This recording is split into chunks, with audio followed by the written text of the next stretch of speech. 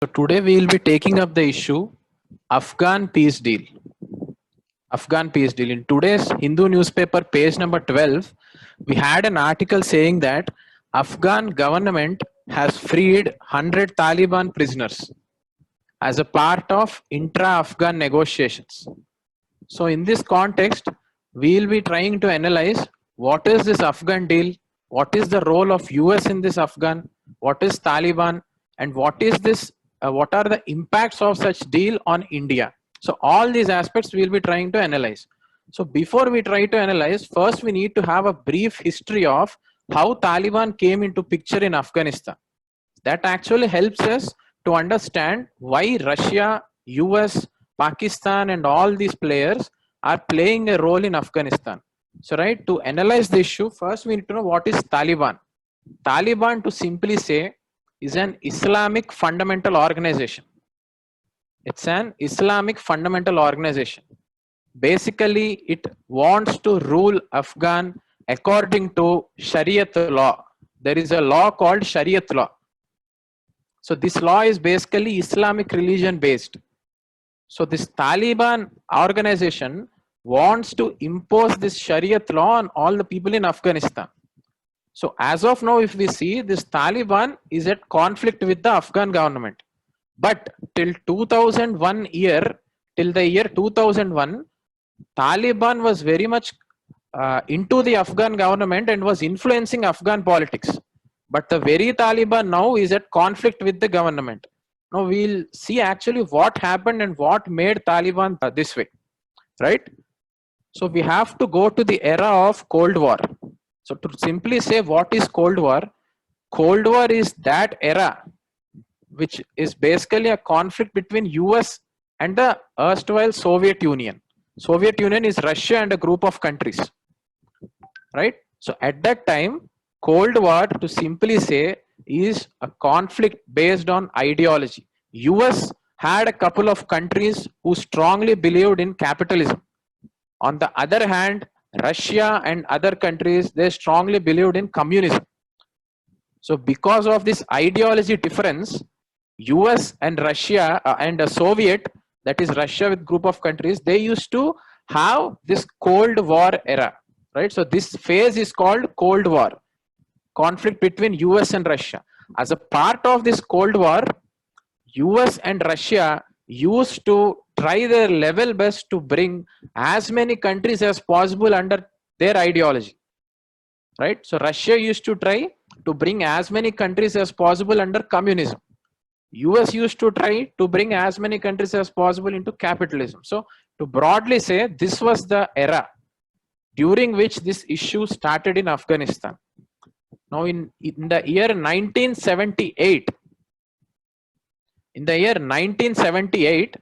till then, Afghanistan was under the rule of local tribal people. So Afghanistan till 1978 was under the rule of local tribal people. They had their own customs according to the Islamic religion and they used to follow the Shariat law. But in the year 1979, as a part of this Cold War era, Russia tried to introduce a communist government in Afghanistan. Now that's where the issue started. So in 1979, this Soviet has tried to introduce a communist government in the Afghanistan. Till then it was being peacefully ruled by this tribal people.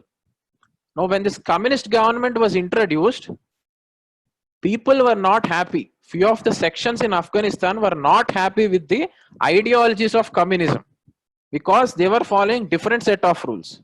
Now as a result, conflict started.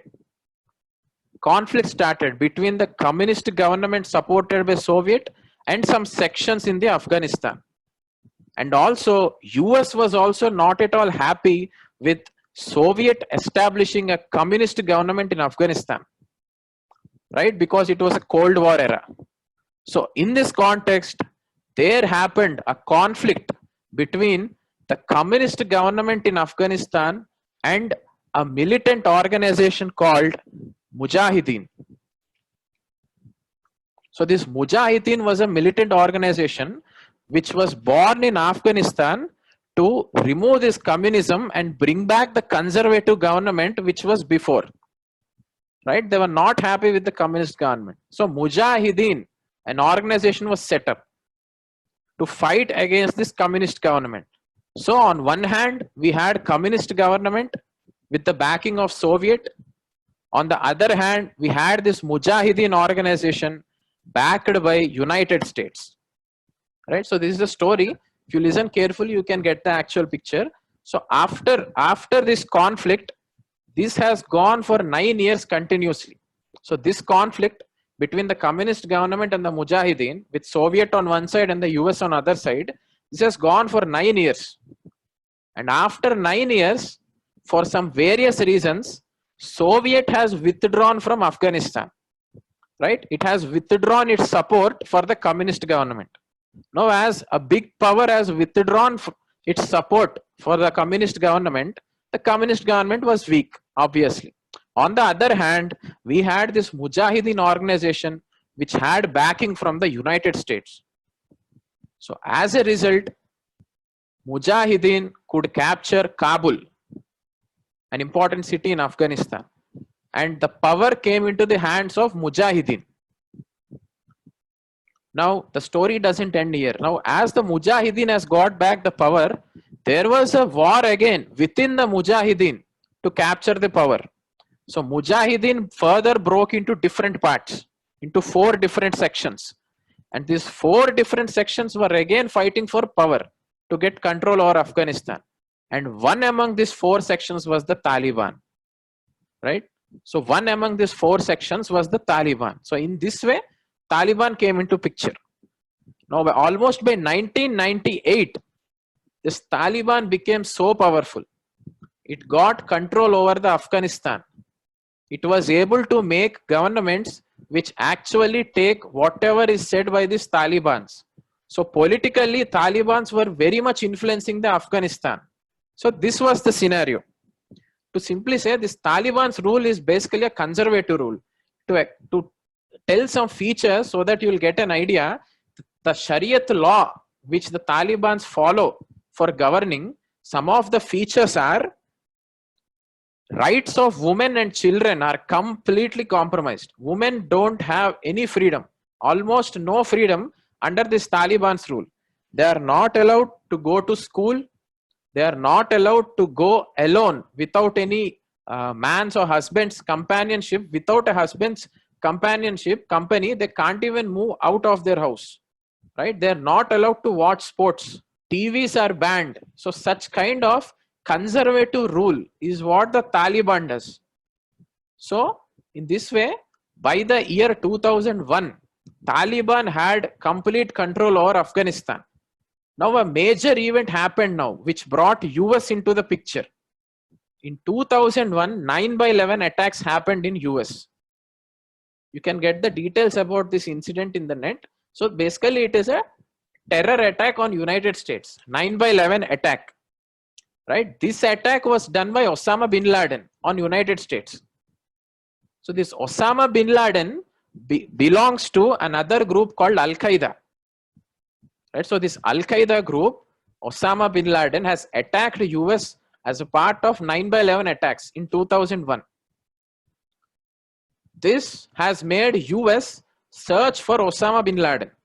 And it was the Taliban in the Afghanistan which provided shelter for this Osama bin Laden and the Al-Qaeda group, right? So it was the Taliban who basically protected this Osama bin Laden and the Al-Qaeda group. Now, US was not at all happy with this. So what did it do? It tried to interfere in the Afghan politics. It tried to interfere in the Afghan politics. And it made sure Talibans lost their power in the Afghanistan. And US backed government was set up there. So there was a government which was set up there under the support of US. US directly doesn't set up the government, but a government will be set up which basically has the backing of US government. So in this way, again, Afghanistan saw a shift from Taliban rule to again a government rule. But this government is backed by United States. So this started the conflict between Taliban and the government. The Talibans were trying from the year 2001 to capture Afghanistan again for power. So this war did not end even till now. So this is one of the longest wars. We have Taliban on one side and the Afghan government with the support of United States on the other side, right? So this war continued from 2001 till 2019, so 18 years, 19 years almost.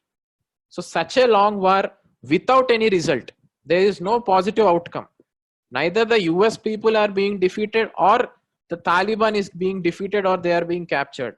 But the US is facing a huge loss of money and personnel. Many US soldiers are being killed and also captured by Taliban, right? So in this context, US has made up its mind that it have to come to negotiations with the Taliban. Now that gave rise to the US Taliban peace deal, which happened a few months back. So this is the US Taliban peace deal, which we are seeing in the news today. So as a part of this deal, US agreed to some terms. Taliban also agreed to some conditions. So in this way, US and Taliban tried to come to a negotiation, right? So now we'll try to see some important features of this peace deal. Now, what's exactly in the peace deal, right? So some promises from the US as a part of this peace deal are, first one is US has promised Taliban that it will be withdrawing all the troops which the US has kept in Afghanistan, like all the US soldiers, the US soldiers and all the forces of US which are there in Afghanistan. US promised that it would remove all the troops from Afghanistan within 14 months, right? 14 months. Within 14 months, it promised that it would take back all the forces. And the second negotiation under this peace deal is US and Taliban had gone for a prisoner swap. See, Taliban has captured some US soldiers. The Afghan government and the United States together have captured some Taliban people. So now they came to an agreement that they will exchange prisoners. US or the Afghan government will give back the Taliban people. Taliban people have to give back the US people and the Afghan government soldiers, right? So this is the second negotiation which they have done under this peace deal. The third one is US also promised Taliban that it would remove any UNSC sanctions on it. Now, UNSC sanctions are usually done on terrorists, which we will be discussing later. But this US has promised that UNSC sanctions on the Taliban also will be removed. So this is also a promise made by US. Now, in return, US has asked that Taliban has to restore peace in Afghanistan. Now, as a part of negotiations, US told Taliban that Taliban and the present existing Afghanistan government have to come to peace. They both have to share power and ultimately peace has to be established in Afghanistan. So this is known as intra-Afghan talks, which we can see in today's news. So this intra-Afghan talks is nothing but the peace talks or the negotiations between the Afghan government and the Taliban people, right? So this is intra-Afghan talks. This is also a part of US peace deal. And also another important condition which US imposes on Taliban is that US tells Taliban that Taliban should not use Afghanistan soil for terrorism. It asks Taliban to make sure it doesn't use the Afghan soil for terrorism in the future, or Taliban should not encourage any other terror organizations also to use the Afghanistan soil for terrorism. Right? So these are some of the features: withdrawal of US troops, prisoner swap, removing UNSC sanctions on the Taliban people, intra-Afghan talks, and also Taliban should prevent terrorists from using Afghanistan soil. So these are some of the important negotiations which were result of US and Taliban talks, right? So these points are important to us. The terms are also important to us with respect to prelims and mains. Now with respect to mains perspective, we'll try to analyze how effective is this US Taliban deal. Now that is very important to us. Till now, we have in briefly discussed the story behind the Taliban so that we can have an actual picture. Now we'll try to analyze what are the challenges or the backlogs in the US Taliban peace deal. The first important challenge is, just imagine US directly going and making negotiations with Taliban is in an indirect way placing Taliban at an equal level with the Afghanistan government. Afghanistan government is a democratically elected government. On the other hand, Taliban is a militant organization. Now, US going and directly making negotiation with Taliban has placed Taliban and a democratically elected government on an equal footing, right? So up to what extent is this good? That is the first challenge or the first criticism that was brought according to this bill. How can you place Taliban and Afghan government on an equal footing? And in fact, another challenge is that US did not give equal role to Afghan government in these peace talks. US was focused only on negotiations with Taliban. Afghan government was in fact somewhat sidelined from these peace talks. But in fact, it is the Afghan government that has to be given more importance because it is a representation of the people of Afghanistan, right? So this is the second challenge for these peace talks.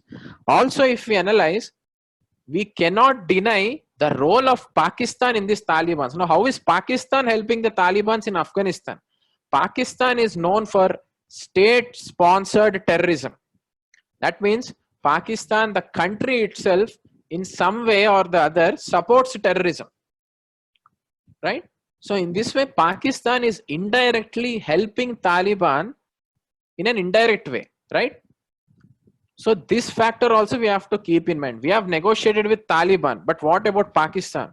If Pakistan again joins hands with Taliban and tries to increase terrorism, that will be a threat to India. So the third important challenge is the role of Pakistan, right?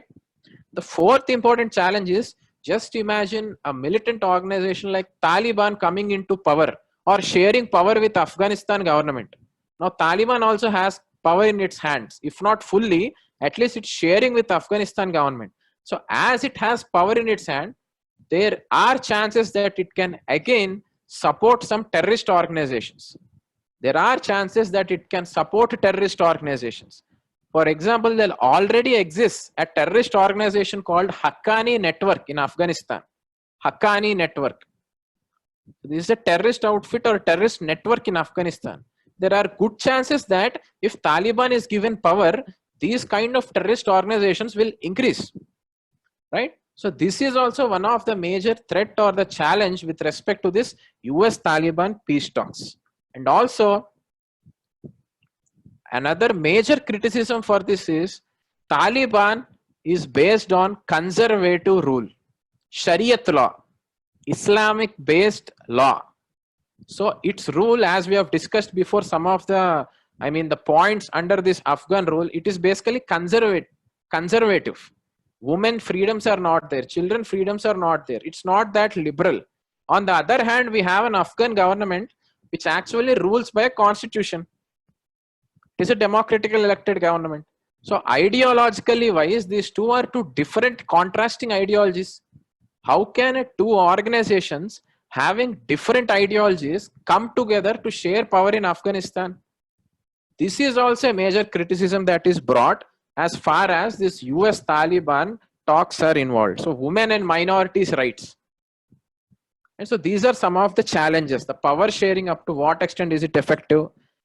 And also another important challenge is Taliban is after all a militant organization. There may be many factions within the Taliban. So these people have made negotiations with Taliban, but we can see recently there was an attack on a hospital in Afghanistan, right? In the news it was there. So we can see that these Taliban are still continuing attacks in Afghanistan. However, they came to peace deal recently. There are still some attacks being held by Taliban. So we can't completely rely on Taliban. This is also a major challenge. So these are some points. These are the different dimensions in which we have to analyze this US Taliban peace talks. Now we will try to see what is India's stand on these peace talks. What is India's stand and how is India affected by these peace talks? If we see India right from the beginning was supporting only Afghanistan government. India says it supports only democratically elected Afghanistan government and not Taliban. India doesn't show any interest in directly negotiating with Taliban. And also, India insists on Afghan-owned, Afghan-led, Afghan-controlled peace talks. So this term is important with respect to prelims and mains. So what India says is, if at all any talks happen between Afghan government and Taliban or any other countries, it should be Afghan-owned, Afghan-led, and Afghan-controlled. These three terms are important. So India says that Afghanistan government should be given more role in such negotiations and not Taliban. So this is the stand of India with respect to peace talks. It always says more role should be given to Afghanistan government and not the external or the internal factions, right? So now how is this peace deal affecting India? So this peace deal on one dimension, if we see, this is one step towards keeping peace in Afghanistan, right? So that in some sense is good to India. But on the other side, if we try to observe, because we are giving some power to the Taliban, there are high chances that terror activities might increase in India. India already has the problem of terrorism. Now, if we are keeping Taliban at par with Afghan government and calling for power sharing between those two, definitely there are high chances that terror activities might increase in India, right? And also there are high chances that Pakistan can deploy this Taliban to increase extremism in Jammu and Kashmir. So Jammu and Kashmir issue might also get worsened if this peace, because of this peace talks where we are trying to give power to Taliban. So these two issues we have to remember. First is chances of increase in terrorism, and the second one is high chances of increasing extremism in Jammu and Kashmir, right? So these two are the effects on India, possible effects. So what should be the way forward? So India completely cannot remain away from these peace talks, because India also gets affected because of these peace talks, right? So India's stand is good, that only it will support Afghanistan government and it will support only those negotiations where Afghanistan government is given more role. But at the same time, we have to think about our strategic interests and go way forward, not only relying on that we'll support only democratically formed Afghan government. We should also think about the repercussions. If this deal comes into place and is successfully done, Taliban would be getting the power, right? So we need to keep that in mind, and accordingly India should take the decisions in the way forward, right? So this should be the conclusion.